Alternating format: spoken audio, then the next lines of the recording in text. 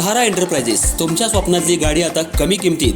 इचलकरंजी शहरालगत असलेल्या कबनूर चंदूर रोडवर कोन्नूर पार्कमधल्या सहारा एंटरप्राइजेस इथं पश्चिम महाराष्ट्रातली विविध बँका आणि फायनान्स कंपन्यांनी जप्त केलेल्या जुन्या दुचाकी आणि चारचाकी गाड्यांची विक्री केली जाते. शोरूम किमतीपेक्षा 25 ते 50% कमी दरात, उत्तम स्थितीत आणि संपूर्ण कागदपत्रांसह त्वरित डिलिव्हरी. दुचाकी 20,000 पासून पुढे तर चारचाकी 50,000 पुढे. आपल्या पसंतीची कार किंवा बाईक आता अगदी परवडणाऱ्या दरात घेऊन जा. विश्वास, पारदर्शक व्यवहार आणि उत्तम सेवा हेच आमचं वैशिष्ट्य. पत्ता Konnur park, Kabnur Chandur road, Ichalkaranji. Proprietor Rajubhai Ajgar. संपर्क 8055810910 आणि 9860785786. सहारा एंटरप्राइजेस, दर्जा, विश्वास आणि बचत यांचं परिपूर्ण ठिकाण.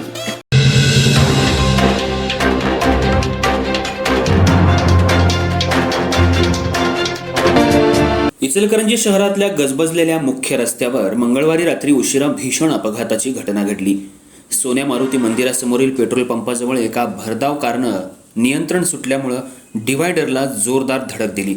या धडकेनंतर कारनं तब्बल 3 पलट्या घेतल्या आणि काही क्षणातच वाहनाला आग लागल्यानं परिसरात एकच खळबळ उडाली. सुदैवाने या अपघातात चालक भरत जैन हे किरकोळ जखमी झाले असून मोठा अनर्थ टळला. ही घटना मंगळवारी रात्री सुमारे 10 वाजण्याच्या सुमाराला घडली. भरत जैन हे शिवतीर्थ परिसरातून छत्रपती शाहू महाराज पुतळ्याच्या दिशेनं कारनं जात होते.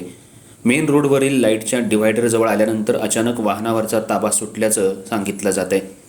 वेग जास्त असल्यानं कार थेट डिव्हायडरवर आदळली.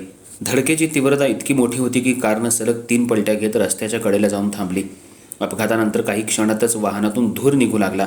अपघाताची माहिती मिळताच पोलिसांनी घटनास्थळी धाव घेत पंचनामा केला.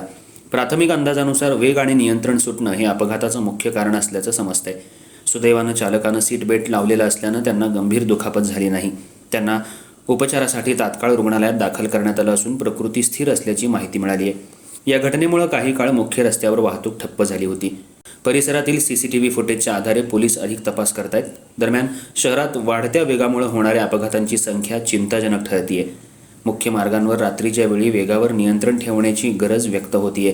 नागरिकांनीही सुरक्षित वाहन चालवण्याचं आवाहन पोलिसांकडून करण्यात आलंय.